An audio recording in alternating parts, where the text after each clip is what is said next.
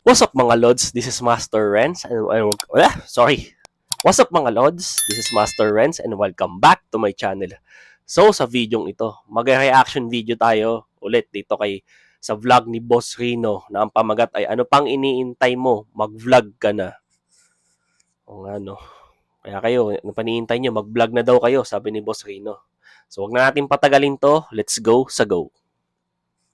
Bakit kailangan mo mag-vlog Ganda ng ngayong opening. 2025?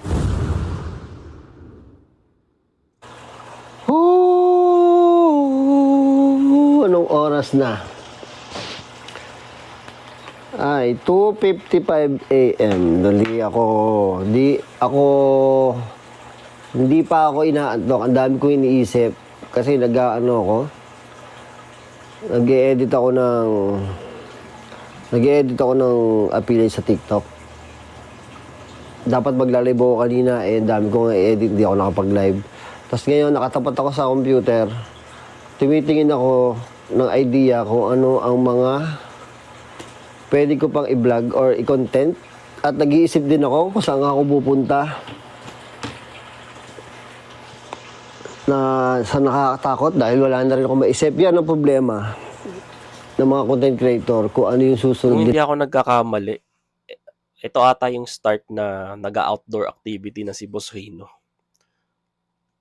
Ng content. Lalo yung mga matatagal na nagko-content. Ay, problema nila yan. Kung ano ang kanilang iko-content. Ay, buhay. Bago nga pala ang aking lamesa.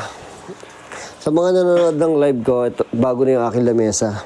Kakatapos ko lang i-setup yan kahapon, tapos sinetup ko pa yung mga iba. Ayan, ang aking bagong lamesa. So, kinuha ko dito ay L-type para naman malaki yung space ko. Tapos pag nagtitiktok ako, dito ko ilalagay yung camera. Pag nag-a-appeal ito sa TikTok para makikita yung program. Yan, tapos nandito nga pala yung ilaw ko. Yan, dito ko nilagay yung mga ilaw. Pero sinesetup ko pa, hindi ko pa ako masyado marunong maglagay ng ilaw. So ito yan, para ang background ko ay ito. So ganito mangyayari dyan. Yan ang background ko. Diba? Sa TikTok, sa unboxing ko. Ayan, yung ilaw ko, binuksan ko na. Masyadong malakas Pag binuksan ko pa yung isang ilaw, masyado nung malakas Kaya nag-iisip pa ako kung ano mga bibiling ilaw. So yun ang gusto ko sa L-type. Malaki yung space ko. Diba? Dami ko na kasing ginagawa. Ako pa yung nag-e-edit. Dito ako nag-e-edit. Wala kasi akong masyadong mapwestuhan. Wala akong studio So ito yung pinaka-ginagawa ko ng studio kahit pa paano. Diba? Nakapaggala-gala ako dito. Magpapakain ako ng isda. So itong vlog ko na to, dumadaldal lang ako. At di ko alam kung i-upload ko to o kung saan ko i-upload. Bahala na. Kasi sobrang hirap mag-edit. Kaya kung ikaw ay content creator, yan talaga ang problema. Ikaw na ang nagbablog, ikaw pa yung nag-i-edit, so talagang mahihirapan ka. Ang galing, no? Sobrang hirap. Ang galing Diba? ng ibang mga sikat na content creator. May silang sariling editor. Si Boss Rino, siya talagang gumagawa. Siya nagbi-video, siya nag-i-edit. Ito yung setup ko. dalawang monitor, tsaka isang computer, tapos ito na, para maluwag. Medyo maluwag ng ano ko ngayon. Ang problema ko ay yung lamesang nabili ko is second hand lang. Tapos wala pa siyang drawer. Kung makikita niyo, wala siyang drawer. Pero modern ako sa TikTok ng mga drawer. Yung dinidikit lang dito sa ilalim ng lamesa. Tapos pwede mo nang maging drawer. Papakita ko sa inyo sa unboxing channel ko. So yun, kaya nag-video lang ako ngayon dahil nga yun nga. Ay, yung utak ko parang sasabog na daming ginagawa, di ba? Biruin nyo, kukwento ko lang Nag-vlog kami, yun ni Boss Bino, yung 10 nakakatakot ng lugar sa Manila. Tapos, 8 p.m. to 4 a.m. kami dire-diretso vlog.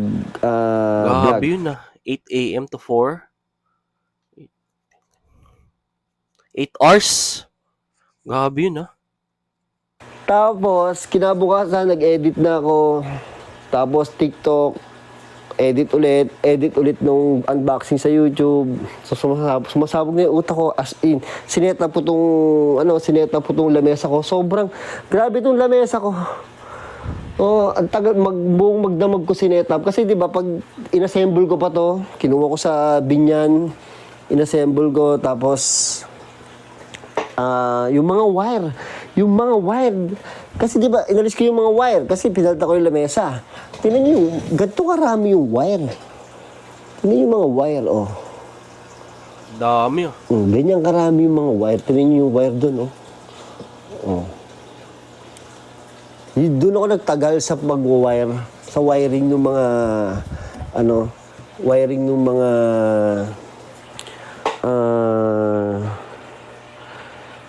mga PC, CPU, monitor, yung mga wiring ng mic, di ba, ng speaker, lahat-lahat, napakahirap.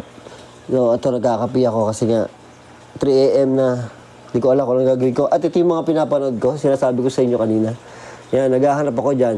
Meron ako isang channel na puro YouTube lang yung mga lumalabas. So, ito ay hindi Boss Rino. Ito yung Creepy Mukbang ko na channel. So, dito, lahat yan, makikita nyo. Puro mga sikat na YouTuber, paano mag-YouTube, paano gumaling sa pag-edit, paano gumaling sa storytelling, paano gumaling sa pag-vlog, pagsasalita. So, lahat yan. So, continuous pa rin, di ba? Kahit na dami ko ng video, dami ko na nagawa, kulang pa rin. At napakahirap talaga mag-isip. So, kasi nga ako nag-i-edit eh. Yun ang problema ko eh. Wala akong editor. Actually, naghahanap ako ng editor. Boss, electric pero, fan. Yung camera mo. Wala akong makita eh. Ang mahal kasi nung bayad. Hindi, practical lang. Actually, ang sinisale sa akin ng mga editor ng mga nakausap ko ay 2.5. Kasi yung video ko is mahaba. So ngayon, 2.5 ang singil sa akin. Eh, ang problema ko kasi, yung isang video ko ay hindi kumikita ng 2.5. Napakita ko na yun sa live ko na, kasi wala nga 100,000 views ko eh. So, hindi kumikita ng 2.5. So, bakit ako magbabayad ng editor? Tama. Kung magiging lugi ako, di ba? Tama yun, tama. It makes sense.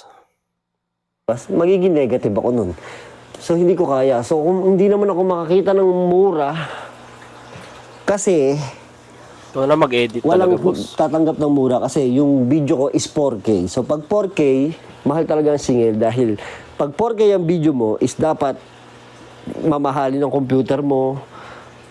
Ito ang computer ko hindi kaya 4K eh. Sa iPad ako nag-edit para kaya yung 4K. So, pag editor ka, kailangan, pag 4K ang client mo, kailangan malulupit ang iyong mga gamit. Kasi hindi ka makakapag-save or hindi mo mabuo open yung 4K Just me. sa gadget mo kung hindi siya malaki yung capacity. Sobrang hirap talaga. Kaya nag-iisip ako kung anong mga iba-vlog na less lang yung edit. Katulad dito, tinitrain ko kung pwede akong dire-diretso magsalita. Pero dahil first time ko ginawa to, nakapansin niyo kanina, medyo paputol-putol yung salita ko. Kasi nga, first time ko nag-vlog ng ganito. Kaya gano'n naman talaga sa mga first time. 'Di ba? Kaya kung kayo, first time kayo nagba-vlog, or balak nyo mag-vlog, talagang magmumukha kayong tanga sa unang video nyo. Oo. Pero ang mahalaga lang dyan ay mag-start ka na mag-video. Diba? Bakit hindi? Bakit ayaw mo bang mag-vlog? Diba? Maraming benefits ang vlogging. Bukod sa pera. Siyempre, lahat tayo. Ako, inaamin ko kaya ako nag-vlog dahil sa pera. Kasi nung time na yon is wala naman akong trabaho. Naamin ko. Isa sa dahilan kaya gusto ko yung mag-vlog, kumita ng pera. Tapos vlogging yung naisip ko. Yung vision ko sa vlogging is makikita ko ng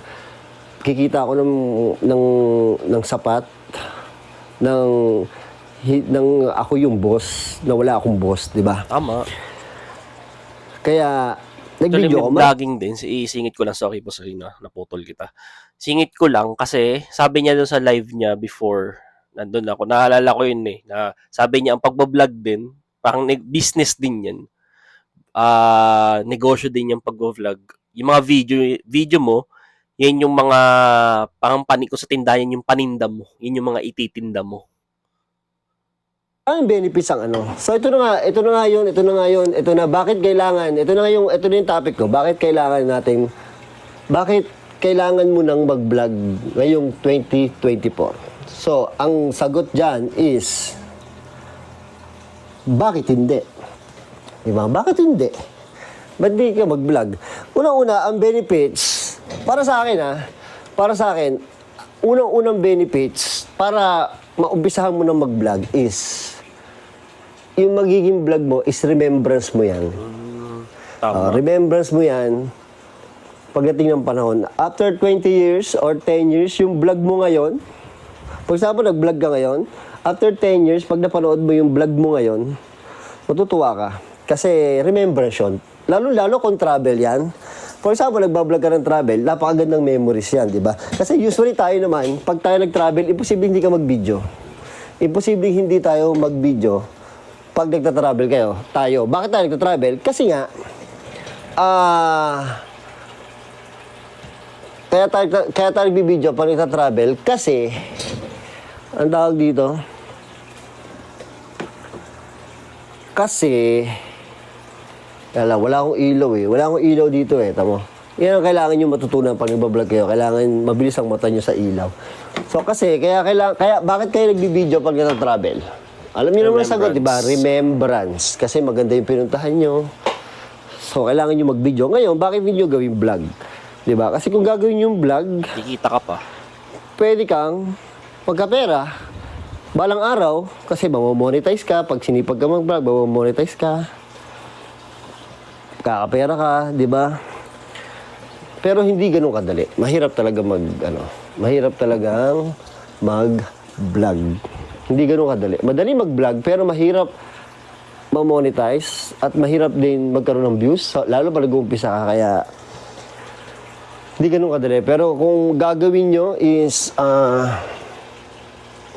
for remembrance lang, for start, di ba? For the start, remembrance lang yung dahilan mo kung bakit ka magbablog is sobrang sulit na yun, remembrance. Kasi ako yung mga video ko nung mga 10 years, di pa, wala pa naman akong 10 years mag-vlog. Yung mga video ko 3 years pa lang, pag pinapanood ko siya ngayon, yung mga kain-kain sa mga restaurant na nakainan ko, natutuwa na ako eh. Kasi remembrance yun. Nakikita ko yung sarili ko doon, ang payat ko pa, tapos may times na ang taba ko pa, so nakakatuwa yung ganun. Diba? Kaya kung ako sa inyo, mag-vlog na rin kayo. Diba? Wala namang mawawala eh. Sigurado naman may pang-vlog ka, kasi may cellphone ka.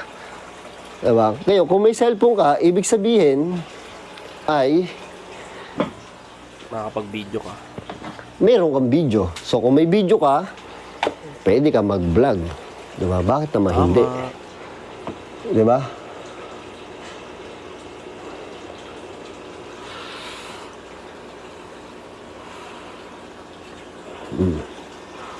Mag-vlog ka, unang-una kasi, ang technique lang sa pag-vlog, mamaya, taga lang. Boss, huwag mo ko iwan dito. Joke lang. Ang sikreto lang naman sa pag-vlog is kailangan masipag ka. Para yung sports, sa basketball, kailangan araw-araw ka nagpa-practice, madalas ka nagpa-practice para gumaling ka sa basketball, di ba? Parang gano'n lang yun. So, kailangan mo kumbaga, yung mag-vlog ka na mag-vlog, gumawa ng video, para ma-practice ka na ma-practice, para pagdating ng araw is gagaling ka na agad. Gagaling ka na sa pag-vlog.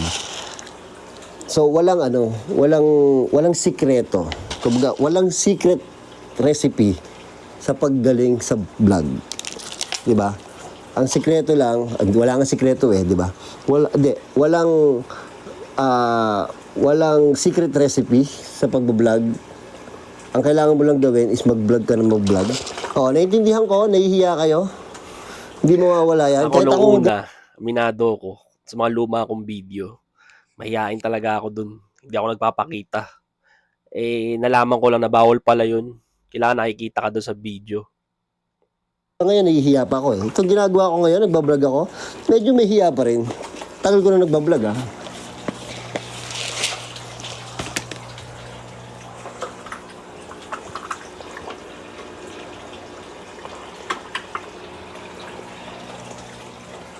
Diba? Yun ang number one na pwedeng dahilan mo kung bakit ka nagbablog.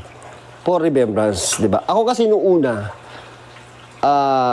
gusto ko talaga magkapera sa vlog. Pero, naisip ko, hindi naman ganun kadali kasi hindi naman ako monetize.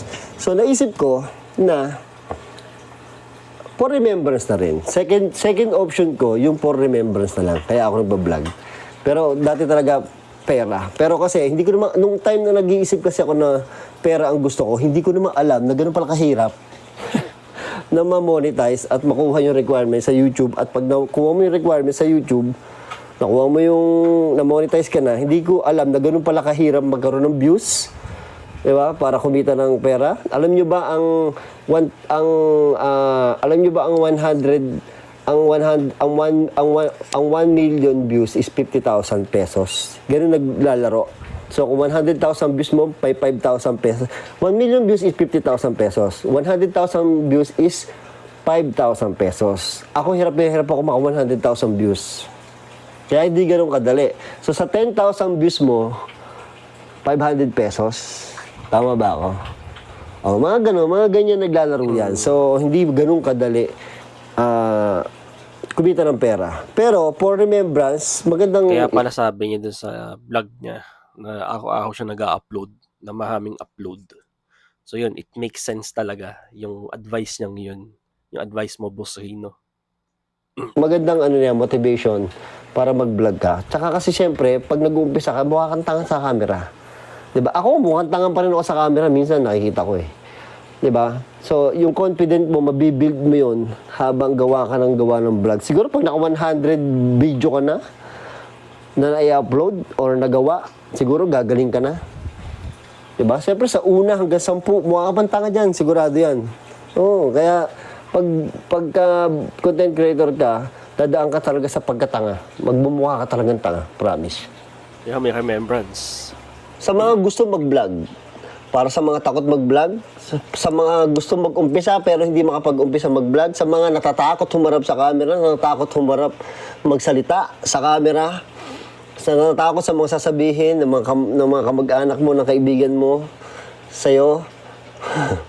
Naalala ko kasi yung mga nag-uumpisa ako. Yan din yung mga iniisip ko eh. Pero huwag nyo nang pansinin yun, di ba? Ang mahalaga, isipin nyo, yung video nyo is for remembrance mo lang sa sarili mo after 10 years. Di ba? Kaya, mag-upisa ka na mag-vlog. Vlog na. Tutok mo yung camera mo sa'yo, magsalita ka, sabihin mo kahit ano sabihin mo. Vlog pa rin yan. Vlog is a vlog, is a vlog, is a vlog. Tsaka kasi, yung pagiging quality ng video, hindi agad-agad yan. Hindi agad-agad magiging quality ng video mo. Mapapag-aralan yan. Kaya, mag-vlog ka na mag-vlog. Quantity. Tandaan nyo, walang quality kung walang quantity. So, quantity, pag tagal-tagal is magiging quality niyan. Diba? Kasi magpa-practice ka. Mga 100 video ka, sigurado, kung quality niyan eh, diba? So, yun. So, sige na, mag-vlog ka na. Oh, yan. Sabi ni Boss Rino, mag-vlog na daw kayo. Kaya ako nag-vlog din ako. Actually, vlog na ako 2023. Kaya lang, siyempre nagbabarko ako nun. Tapos ngayon wala akong sampa. Bumili ako ng gamit ng pang-vlog ko, pang-reaction video. May binili akong laptop ko. So, yun.